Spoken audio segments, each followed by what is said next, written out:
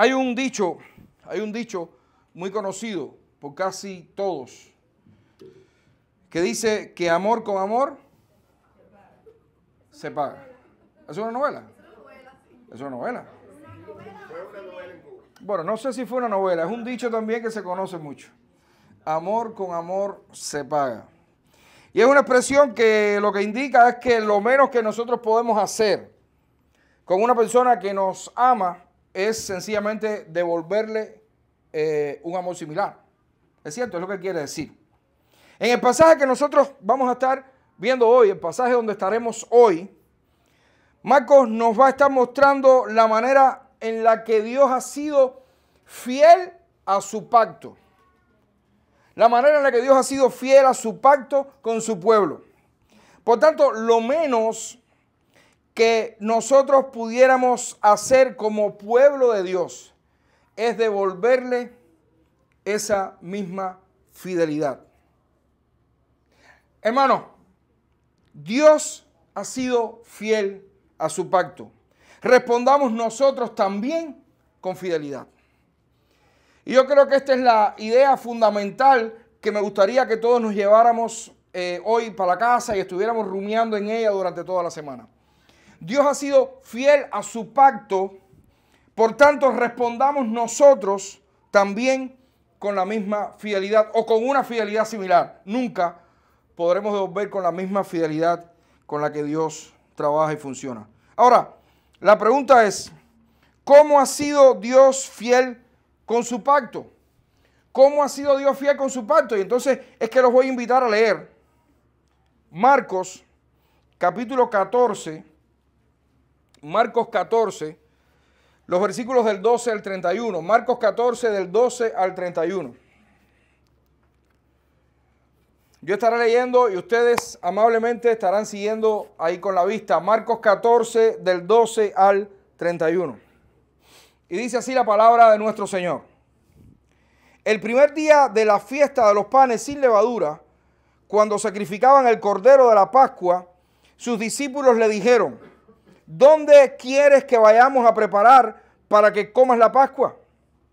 Y envió 2 de sus discípulos y les dijo: id a la ciudad y os saldrá al encuentro un hombre que lleva un cántaro de agua. Seguidle. Y donde entre, decid al señor de la casa: el maestro dice, ¿dónde está el aposento donde ha de comer la Pascua con sus discípulos? Y él os mostrará un gran aposento alto y dispuesto, preparad para nosotros allí. Fueron sus discípulos y entraron en la ciudad y hallaron como les había dicho y prepararon la Pascua. Y cuando llegó la noche, vino él con los 12. Y cuando se sentaron a la mesa, mientras comían, dijo Jesús: de cierto os digo que uno de vosotros que come conmigo me va a entregar. Entonces ellos comenzaron a entristecerse y a decirle uno por uno: ¿seré yo? Y el otro: ¿seré yo? Él respondiendo les dijo: es uno de los 12, el que moja conmigo en el plato. A la verdad, el Hijo del Hombre va, según está escrito de él, mas ay de aquel hombre por quien el Hijo del Hombre se es entregado. Bueno le fuera a ese no haber nacido. Y mientras comían, Jesús tomó pan y bendijo, y lo partió y les dio diciendo: tomad, esto es mi cuerpo. Y tomando la copa y habiendo dado gracias, les dijo, y bebieron de ella todos. Les dio y bebieron de ella todos, y les dijo: esto es mi sangre del nuevo pacto, que por muchos es derramada. De cierto os digo que no beberé más el fruto de la vid hasta aquel día en que lo beba nuevo en el reino de Dios. Cuando hubieron cantado el himno, salieron al monte de los olivos. Entonces Jesús les dijo: todos os escandalizaréis de mí esta noche, porque escrito está: heriré al pastor y las ovejas serán dispersadas. Pero después que haya resucitado, iré delante de vosotros a Galilea. Entonces Pedro le dijo: aunque todos se escandalicen, yo no. Y le dijo Jesús: de cierto, tú hoy, de cierto te digo que tú hoy, en esta noche, antes que el gallo haya cantado 2 veces, me negarás 3 veces. Mas él con mayor insistencia decía: si me fuera necesario morir contigo, no te negaré. También todos decían lo mismo. Padre, gracias por tu palabra. Gracias, Señor. Permite que nosotros podamos no solamente ser oidores, sino también hacedores de ella. Ayúdanos, Señor, enséñanos. Enséñanos a escudriñarla, enséñanos a leerla, enséñanos a entenderla, Señor. Sabemos que en ella está la sabiduría, pero sobre todas las cosas está la salvación. En el nombre de Jesús, amén. Dios ha sido fiel a su pacto. Respondamos nosotros también con fidelidad. ¿Cómo ha sido Dios fiel a su pacto? En primer lugar, según este pasaje, entendemos que Dios ha sido fiel a su pacto dándonos un pacto nuevo a través de la sangre de Cristo. Dios ha sido fiel dándonos un pacto nuevo a través de la sangre de Cristo. Finalmente, recuerden que Jesús, hemos estado mucho tiempo aquí, pero hemos narrado prácticamente 2-3 días desde que Jesús entró en Jerusalén. Si todas estas semanas que hemos pasado, o en todas estas semanas en las que hemos estado acá, solamente han pasado 2 días, 3 días, desde que Jesús entró en Jerusalén. Pero finalmente llegó el día 14 de Nisan. ¿Conocen el mes de Nisan? ¿Nadie conoce el mes de Nisan? Yo tampoco lo conocía. Nisan es el primer mes del calendario. Bueno, no lo conocía hace muchos años, hace años que sí lo conozco. Nisan es el primer mes del calendario judío. Es nuestro enero. Ahora, en el calendario judío, el primer mes es Nisan y corresponde a nuestro marzo-abril, porque hay un desfasaje aproximadamente entre 12, 13, 14 o 15 días. Por eso, la mayoría de los cristianos, yo diría todos, recordamos la muerte y resurrección del Señor en abril. Porque más o menos corresponde al Nisan del calendario judío. La Pascua se celebraba cada 14 de Nisan y era el primer día de una gran celebración que duraba hasta el 21 de ese mismo mes, del 14 al 21. Para la gran mayoría de los estudiosos, lo que se estaban celebrando eran 2 fiestas. La fiesta de la Pascua, el día 14, y a partir del día 15 hasta el 21, se celebraba la fiesta de los panes sin levadura. Ahora, hay otros que creen que es una sola gran fiesta. En fin, ya sea lo que sea, se comenzaba el 14 de Nisan celebrando la Pascua y hasta el día 21 se celebraba también la fiesta de los panes sin levadura. Por eso Marcos nos dice que el primer día de la fiesta de los panes sin levadura, cuando sacrificaban el cordero de la Pascua, sus discípulos le dijeron: ¿dónde quieres que vayamos a preparar para que comas la Pascua? Jerusalén estaba de fiesta, pero ojo, Jerusalén no estaba de carnavales. Si no eran los carnavales de Río, no eran los carnavales de La Habana, no eran los carnavales de, ¿cómo se llama?, de Caracas, no sé dónde más hay carnavales, no eran carnavales. ¿Ok? Entonces, ¿qué es lo que se estaba celebrando ahí en Jerusalén? Recordemos un poco, vayamos al libro de Éxodo, capítulo 12, del 1 al 14, y lo vamos a estar leyendo completo, pero es interesante para recordar qué es lo que estaba pasando aquí. Para ubicarnos qué es lo que estaba haciendo Jesús y sus discípulos. Éxodo capítulo 12 del 1 al 14 dice: habló Jehová a Moisés y a Aarón en la tierra de Egipto diciendo: este mes os será principio de los meses. Para vosotros, será este el primero de los meses del año. Hablad a toda la congregación de Israel diciendo: en el 10 de este mes tómense cada uno un cordero según las familias de los padres, un cordero por familia. Mas si la familia fuera tan pequeña que no baste para comer el cordero, entonces él y su vecino inmediato a su casa tomarán uno según el número de las personas, conforme al comer de cada uno. Haréis la cuenta sobre el cordero. El animal será sin defecto, macho de 1 año. Lo tomaréis de las ovejas o de las cabras y lo guardaréis hasta el día 14 de ese mes. Y lo inmolará toda la congregación del pueblo de Israel entre las 2 tardes. Y tomarán de la sangre y la pondrán en los 2 postes y en el dintel de las casas en que lo han de comer. Y aquella noche comerán la carne asada al fuego y panes sin levadura. Con hierbas amargas lo comerán. Ninguna cosa comeréis de él cruda ni cocida en agua, sino asada al fuego. Su cabeza con sus pies y sus entrañas. Ninguna cosa dejaréis de él hasta la mañana. Y lo que quedare hasta la mañana lo quemaréis en el fuego. Y lo comeréis así: ceñidos vuestros lomos, vuestro calzado en vuestros pies y vuestro bordón en vuestra mano. Y lo comeréis apresuradamente. Es la Pascua de Jehová. Pues yo pasaré aquella noche por la tierra de Egipto y heriré a todo primogénito en la tierra de Egipto, así de los hombres como de las bestias, y ejecutaré mis juicios en todos los dioses de Egipto. Yo, Jehová, y la sangre os será por señal en las casas donde vosotros estéis, y veré la sangre y pasaré de vosotros, y no habrá en vosotros plaga de mortandad cuando hiera la tierra de Egipto. Y ese día os será en memoria, y lo celebraréis como fiesta solemne para Jehová. Durante vuestras generaciones, por estatuto perpetuo, lo celebraréis. Este era el mandamiento. Esto es lo que estaba haciendo Jesús y sus discípulos. Era algo que debería recordarse por siempre. Leamos cómo continúa Éxodo 12, del 21 al 28. Dice: y Moisés convocó a todos los ancianos de Israel y les dijo: sacad y tomaos corderos por vuestras familias y sacrificad la Pascua. Y tomad un manojo de hisopo y mojadlo en la sangre que estará en un lebrillo, y untad el dintel y los dos postes con la sangre que estará en el lebrillo, y ninguno de vosotros salga de las puertas de su casa hasta la mañana, porque Jehová pasará hiriendo a los egipcios, y cuando vea la sangre en el dintel y en los dos postes, pasará Jehová aquella puerta y no dejará entrar al heridor en vuestras casas para herir. Guardaréis esto por estatuto para vosotros y para vuestros hijos para siempre.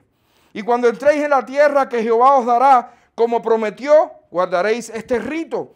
Y cuando os dijeren vuestros hijos: ¿qué es este rito?, vosotros responderéis: es la víctima de la Pascua de Jehová, el cual pasó por encima de las casas de los hijos de Israel en Egipto, cuando hirió a los egipcios y liberó nuestras casas. Entonces el pueblo se inclinó y adoró, y los hijos de Israel fueron e hicieron puntualmente así como Jehová había mandado a Moisés y a Aarón. Este suceso clave en la historia de la redención es la base sobre la cual Dios estableció su pacto con Moisés. Este hecho. Leamos de nuevo Éxodo ahora en el capítulo 19, 1 al 6.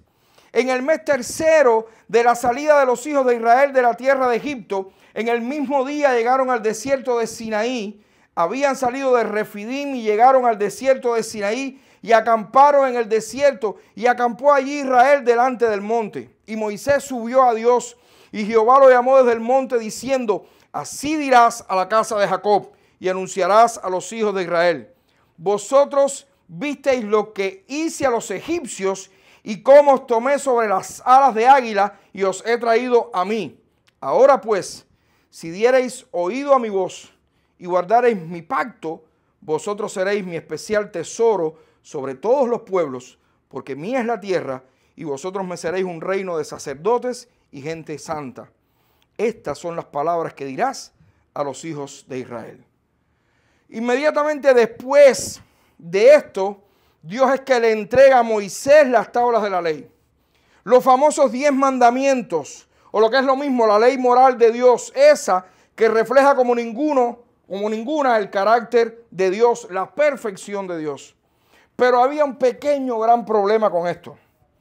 Desde el principio, Dios sabía que era imposible que el hombre, el ser humano, muerto en sus delitos y pecados, podía cumplir con la parte del pacto que le correspondía. Dios lo sabía desde el principio. Esa era la razón fundamental por la que vemos el desastre que estaba ocurriendo con todo lo que estaba relacionado con el sistema ritual allá en Israel. Por eso Jesús fue frontal con los líderes religiosos. Por eso llamó cueva de ladrones al lugar que debería usarse para adorar a Dios. ¿Recuerdan? Por eso dijo que todo ese sistema sería echado en el mar. Por eso ahora, ante sus discípulos, y por primera vez, presenta un nuevo pacto. Un nuevo pacto para con su pueblo. Uno que no sería a través de la muerte de corderos, ni con derramamiento de sangre de animales. Este nuevo pacto sería a través de la muerte del Hijo de Dios y con la sangre que Él mismo iba a derramar a nuestro favor. Hermanos, este pasaje es de lo más extraordinario que vemos en todo el Evangelio de Marcos. Solo como Señor y como Hijo del Hombre, con toda la autoridad que traía consigo y que hemos estado viendo, es que Jesús pudo haber tomado una de las tradiciones más sagradas de todo Israel, la Pascua, y la pudo rehacer alrededor de él mismo. Con las palabras de Jesús, Marcos nos está recordando al profeta Jeremías en el capítulo 23, los versículos 7 y 8, que dice así: por tanto, he aquí vienen días, dice Jehová, en que no dirán más, vive Jehová, que hizo subir a los hijos de Israel de la tierra de Egipto, el viejo Éxodo, sino vive Jehová, que hizo subir y trajo la descendencia de la casa de Israel de tierra del norte y de todas las tierras donde yo los había echado, y habitarán en su tierra. Un nuevo Éxodo, del que tú y yo formamos parte. Jesús está suplantando el Éxodo como momento sublime de redención de Israel, porque sin dudas el Éxodo es la primera gran historia de redención que Dios hizo con su pueblo. Jesús está ahora suplantando esto, declarando que de aquí en adelante sería su persona y su muerte lo que estará en el centro de este nuevo pacto de redención. Marcos narra la historia de una manera muy clara. La evidencia es que Jesús se había anticipado para tenerlo todo listo, sin duda. Por eso envía a 2 de sus discípulos para que preparen el lugar que ya con anterioridad parece que había llamado por teléfono y había reservado. Es lo que parece ahí. ¿Ok? Esto demuestra que el plan de Dios es claro desde antes de la fundación del mundo. Dios no deja nada al azar. Dios lo tiene todo muy bien planificado. Todo muy bien cuadrado. No es como nosotros, que nos olvidamos y no planificamos y después nuestra vida a veces se vuelve un desastre. Dios estableció su plan redentor desde siempre. Pero el detalle que más refuerza este plan eterno es esa conversación refiriéndose al que lo iba a traicionar. Que todos nosotros sabemos que es Judas. Bueno, después lo sabemos, pero aquí en este momento Marcos no dice quién es. Sencillamente dijo que Jesús había dicho que uno de ellos lo iba a traicionar. Era imposible que los líderes religiosos atraparan a Jesús si no fuera a través de una delación, de un chivatazo, como nosotros sabemos, de un traidor. Jesús pudo haberlo evitado. Sin embargo, su plan era entregarse y de esa manera entregarnos a nosotros este nuevo pacto. Jesús pudo haberlo evitado, pero irremediablemente necesitaba su nuevo pacto, sangre para ser sellado el pacto. Hermano, Jesús se estaba mostrando como el Cordero de la Pascua. Jesús se estaba mostrando como el Cordero Pascual.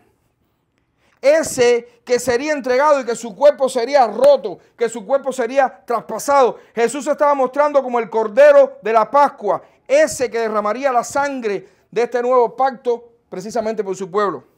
Hermano, Jesús es nuestro Cordero Pascual.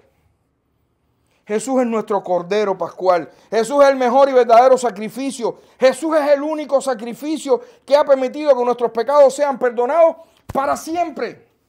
No hay otro sacrificio. No hay más sacrificio. No hay otra manera en la que el ser humano se pueda salvar. Podemos encontrar muchos caminos, pero uno solo es el que conduce a la salvación. Y ese solamente es a través de Cristo. En la antigüedad, los judíos sacrificaban muchísimos corderos, muchísima sangre, derramada, muchísima sangre vertida sobre los altares. Pero todo eso era para que Dios perdonara durante un año los pecados del pueblo. Jesucristo vino a este mundo para a través de su sacrificio, o para que a través de su sacrificio, a través de su sangre derramada en aquella cruz, los pecados de todos los que se arrepientan y crean precisamente en ese sacrificio, sean perdonados para siempre. De una manera perpetua. Para siempre. Si tú te arrepientes de tus pecados y crees precisamente que Cristo fue a la cruz a morir en sustitución tuya, porque tú eras el que tenías que haber estado en la cruz. Yo era el que tenía que haber estado en la cruz. Sin embargo, Cristo nos dijo, bájense ustedes, yo me subo, yo soporto la ira de Dios. Yo muero por ti, yo derramo mi sangre por ti. Si crees esto, vas a ser salvo. Tus pecados van a ser perdonados para siempre. Y te espera la gloria en el reino de Cristo para siempre. Hermanos, por eso es que cada vez que cenamos juntos, y en un rato vamos a estar cenando juntos, cada vez que cenamos juntos como iglesia, recordamos el nuevo éxodo, que no nos liberó de una humana esclavitud. Este nuevo éxodo nos liberó de la esclavitud del pecado. Ese que nos tenía en la peor de las condiciones y a través del cual íbamos camino al infierno de fuego y azufre. Dios no nos ha liberado de Egipto, no nos ha sacado de Egipto. Dios nos ha liberado del pecado y nos ha llamado de diferentes lugares. Porque todos los seres humanos hoy en día están esclavos del pecado, donde quiera que estén y cualquiera que sea su situación.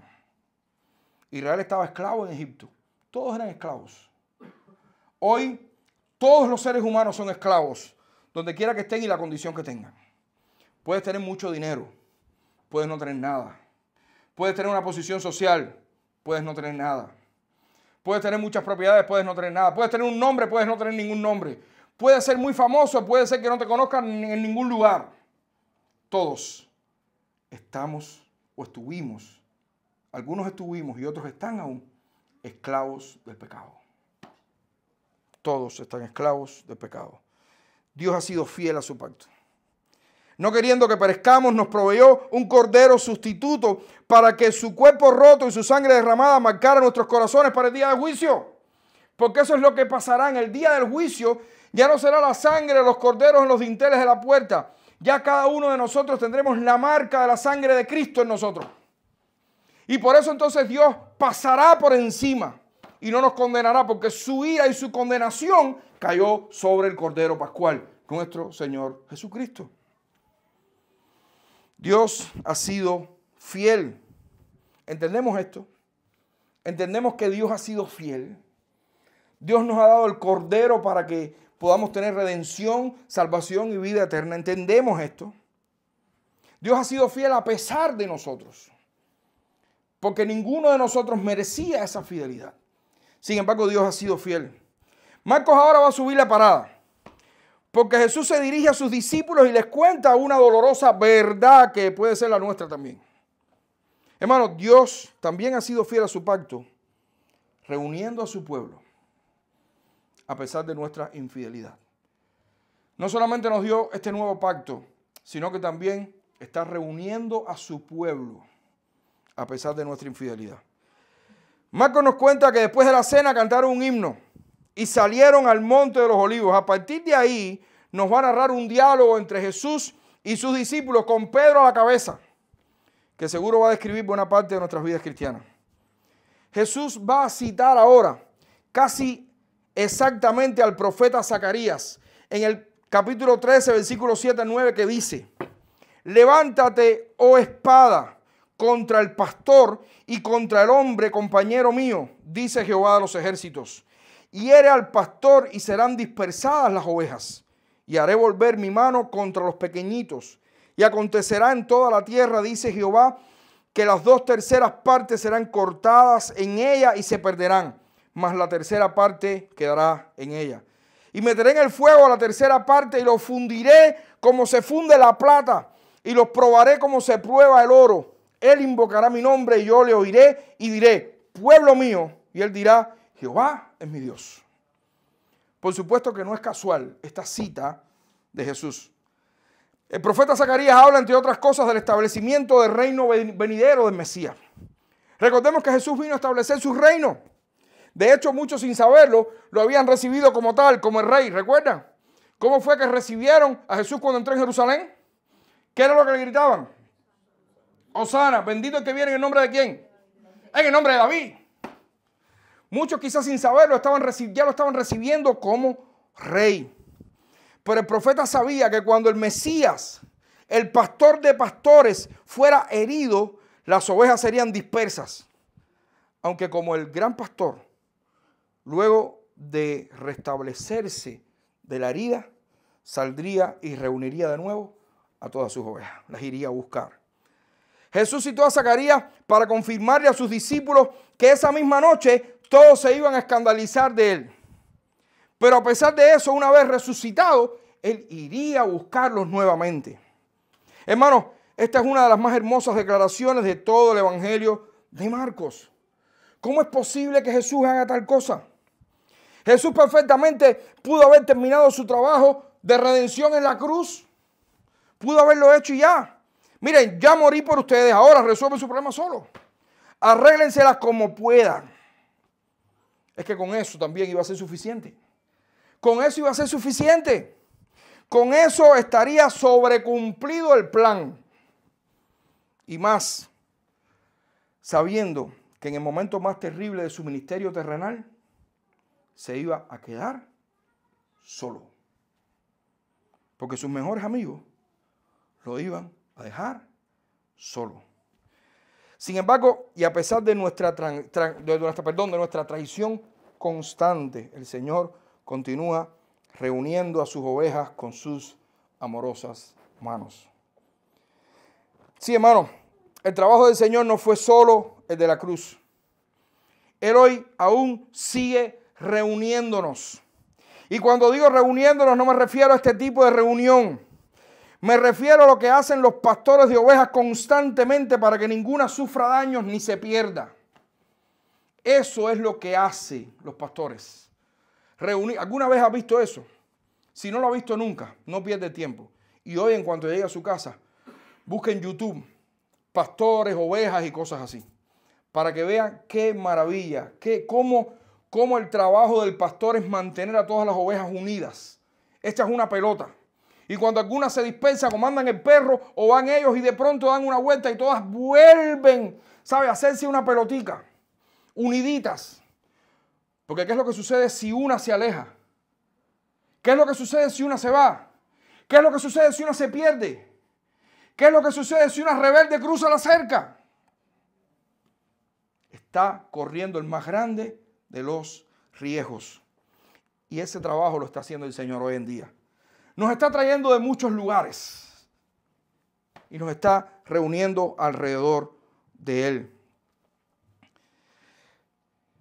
Todos nosotros somos ovejas rebeldes que estamos tratando de experimentar cosas saliéndonos del rebaño, sin darnos cuenta que estamos llegando al límite en el que podemos hacernos mucho daño. Tanto es así que vemos las consecuencias.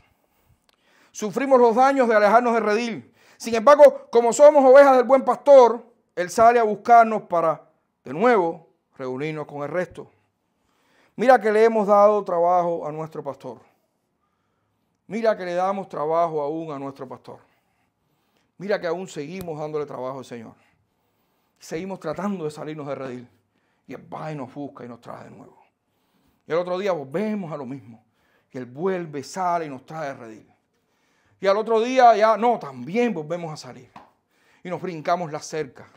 Y Él va y nos trae, nos busca, nos recoge. Y si saltamos la cerca y un lobo, un león, un oso nos estropea y nos rompe una pierna y nos corta el cuello y nos va saliendo sangre, Él va, nos toma, nos cura las heridas, nos tira sobre Él y nos trae de nuevo a redil. Porque Él prometió que ninguna de sus ovejas se iba a perder. ¿Qué seguridad podemos tener nosotros? Que aún a pesar de nosotros, a pesar de nuestra infidelidad y a pesar de que somos rebeldes y constantemente queremos brincarnos la cerca, podemos estar seguros que Él no va a permitir que nosotros perezcamos. ¿Nos vamos a hacer daño si seguimos siendo rebeldes? Sí, pero no vamos a perecer. Él no va a perder ninguna de sus ovejas. Esa música fue buenísima porque le dio un... ¿Sabes? Yo pensaba que había sido... Gracias, Pedro, porque fue una bendición eso. ¿Hasta cuándo seremos rebeldes, hermano? ¿Hasta cuándo nos vamos a escandalizar de nuestro buen pastor? Oremos. Oremos para que el Señor nos dé oportunidades de serle fieles y dejar de ser rebeldes. Oremos para dejar de ser rebeldes y que el Señor nos siga dando oportunidades de ser fieles. Oremos por esto, realmente, oremos por esto. Amados, Pedro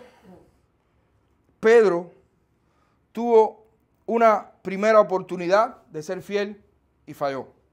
Y es lo que nos muestra este pasaje, Marcos en este pasaje. Pedro tuvo una primera oportunidad de ser fiel y falló. ¿Qué hizo Pedro? Pedro negó al Señor 3 veces. Pero no solo Pedro. ¿Qué hicieron todos? Todos huyeron. Pedro es el más famoso, el pobre Pedro. Pero todos huyeron. Todos salieron corriendo, todos. Sin embargo, la fidelidad del Señor llegó también al punto de darles otras oportunidades para mostrarle fidelidad al Señor, y en efecto sucedió. El pasaje termina con estas palabras. Mas él, Pedro, con mayor insistencia decía: si me fuera necesario morir contigo, no te negaré. También todos decían lo mismo. Palabras proféticas. Pedro no sabía lo que estaba diciendo, ni el resto de sus discípulos tampoco. Ciertamente Pedro lo negó casi al instante, pero tuvo la oportunidad, Pedro, años después, de ser fiel. Y ser fiel hasta la muerte. Y no solo Pedro, todos los discípulos excepto Juan murieron por la causa de Cristo. Recordemos rapidito. Jacobo, estos son todos los apóstoles, los discípulos de Jesús, los que estaban ahí. Jacobo, el hermano de Juan, fue el primero que murió, decapitado por Herodes Agripa. Mateo fue apuñalado porque predicaba en el nombre de Cristo.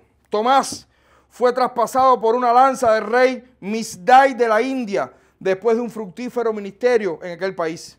Santiago fue apaleado y apedreado a la edad de 94 años. Bartolomé, después de ser apaleado con crueldad, fue crucificado y luego decapitado en Armenia. Judas Tadeo, no el traidor, Judas Tadeo murió en una cruz en el año 72. Simón el Celote murió crucificado después de predicar el evangelio en África. Andrés fue crucificado en una cruz en forma de X en Grecia. Pedro fue crucificado por Nerón, el gran perseguidor de los cristianos.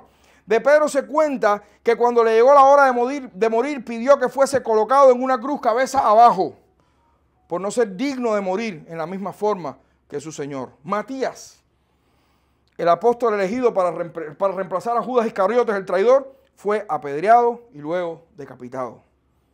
Pablo, el apóstol Pablo, fue torturado y después decapitado por el emperador romano Nerón. Excepto la muerte de Jacobo, que se narra en el libro de los Hechos, las demás son conocidas por la tradición de la iglesia. No podemos asegurar esta realidad, pero lo que sí podemos asegurar es que todos estuvieron dispuestos a morir por la causa de Cristo. Todos estuvieron dispuestos a ser fieles hasta la muerte por la causa de Cristo. La mayoría de ellos se había escandalizado. Sin embargo, tiempo después decidieron mantenerse fieles al Señor so pena de muerte. Hermano, Jesús no vino a jugar a ser el Hijo de Dios. Jesús no vino a jugar. Jesús vino a morir para que nosotros tuviéramos salvación y vida eterna. Jesús vino también para enseñarnos que nuestra responsabilidad es serle fieles hasta la muerte. Pero de aquí, de ahora hasta la muerte, hay muchas maneras en que nosotros podemos mostrar nuestra fidelidad al Señor. No tenemos que esperar a morir por la causa de Cristo. Podemos serle fieles ahora también. Intentemos ser obedientes a su palabra. No hay mayor fidelidad que esa. ¿Quieres ser fiel? Sé obediente a la palabra de Dios.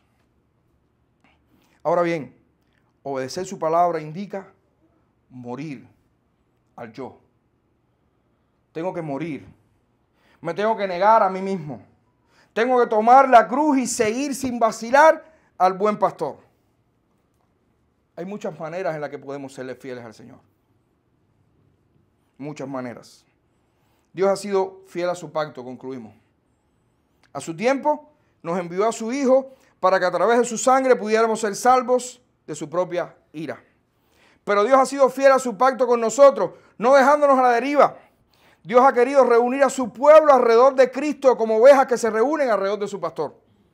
Dios ha sido fiel y siempre Dios será fiel. Lo menos que podemos hacer nosotros es serle fieles. Sabemos que nuestra fidelidad está limitada por el pecado que aún mora en nosotros, pero tenemos todas las herramientas necesarias para pasar de ser infieles o a ser poco fieles a serle fieles al Señor.